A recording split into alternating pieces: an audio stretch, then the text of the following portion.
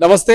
Parliament ఎన్నికల వేళ గత 15 రోజుల నుంచి కూడా ఏదైతే కాంగ్రెస్ పార్టీలో ఉన్నటువంటి కొంతమంది సీనియర్ నాయకులు ఏదైతే మోత్కుపల్లి నరసింహ గారు కావచ్చు, లేకపోతే మందకృష్ణ మాదిగ కావచ్చు, కాంగ్రెస్ పార్టీలో ఉన్నటువంటి మాదిగలకు అన్యాయం జరుగుతున్నది, పార్లమెంట్ ఎన్నికల్లో మాదిగలకు న్యాయం చేయాలి, సీట్లు ఇవ్వాలంటూ కూడా గత కొన్ని రోజుల నుంచి ఫైట్ చేస్తున్నటువంటి సందర్భం మనం చూసాం. మోత్కుపల్లి దీక్షలు చేపట్టిరు, ఇక హాస్పిటల్ పాలైన కూడా అయినారు.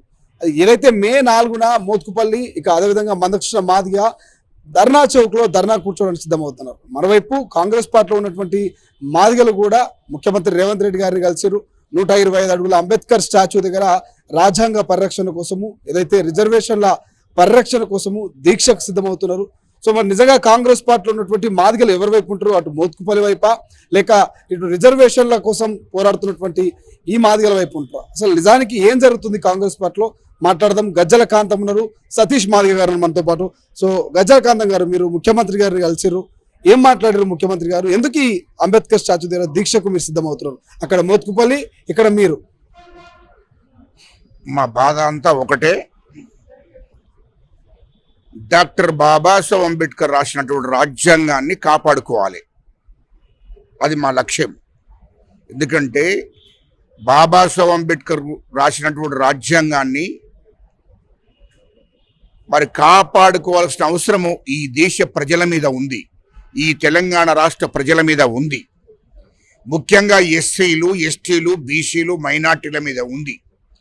ఈ భారత రాజ్యాంగాన్ని కాపాడుకోవాలి, రక్షించుకోవాలి అనే లక్ష్యంతో మేము ముందుకు పోతున్నాం. భారత రాజ్యాంగాన్ని రద్దు చేసిందంటే దాని మీనింగ్ ఏంటంటే రిజర్వేషన్లు మొత్తం రద్దు అయిపోతాయి.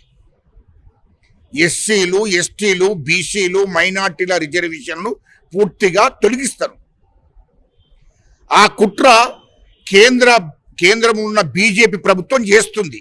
నరేంద్ర మోడీ గారు ఈ రిజర్వేషన్లను రద్దు చేయాలి, ఈ రిజర్వేషన్లు తొలగించాలనే లక్ష్యంతో ఆయన ముందుకు పోతున్నాడు. అందుకోసమే 400 సీట్లు బీజేపీ గెలవబోతుందని చెప్పింది. కానీ దేశ ప్రజలు కూడా ఆలోచిస్తున్నారు, ఈ తెలంగాణ రాష్ట్ర ప్రజలు కూడా ఆలోచిస్తున్నారు. ఖచ్చితంగా భారత రాజ్యాంగాన్ని కాపాడుకోవాల్సిన అవసరం ఉంది కాబట్టి ఈ రిజర్వేషన్లను కాపాడుకోవాల్సిన అవసరం ఉంది.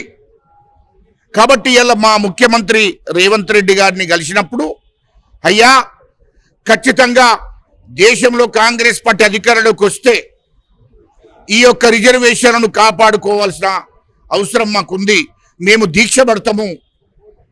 మీరు కూడా రాష్ట్ర ముఖ్యమంత్రిగా ఈ రాష్ట్రానికి తండ్రి లాంటి వాళ్ళు, మీరు ఖచ్చితంగా మాకు రిజర్వేషన్ రద్దు కాకుండా చూసుకోవాల్సిన అవసరము మా ముఖ్యమంత్రి గారి మీద ఉంది అని చెప్పి ముఖ్యమంత్రి గారితో మాట్లాడడం జరిగింది. ఎస్సీలు, ఎస్టీలు, బీసీల, మైనార్టీలు వీళ్ళకు సంబంధించిన రిజర్వేషన్లను కాపాడాలి మీరే అని చెప్పి ముఖ్యమంత్రి గారితో మేము చర్చించాము, మాట్లాడాము. దానికి సానుకూలంగా ఖచ్చితంగా నేను ఈ తెలంగాణ రాష్ట్ర ముఖ్యమంత్రిగా ఖచ్చితంగా ఎస్సీ, ఎస్టీ, బీసీ, మైనార్టీల రిజర్వేషన్ నేను కాపాడుతాను. భారత రాజ్యాంగాన్ని రద్దు కాకుండా నేను సహకరిస్తాను. నేను కూడా పెద్ద ఎత్తున ఉద్యమం చేస్తాను భారత రాజ్యాంగాన్ని కాపాడడం కోసం. అవసరం అనుకుంటే దేశవ్యాప్తంగా కాంగ్రెస్ పార్టీ సోనియమ్మ గారి, రాహుల్ గాంధీ గారి, ఖార్గే గారి నాయకత్వంలో ఖచ్చితంగా భారత రాజ్యాంగాన్ని కాపాడడం కోసం పెద్ద ఉద్యమం కూడా చేద్దాం అనే విషయాన్ని మాకు క్లారిటీగా చెప్పడం జరిగింది.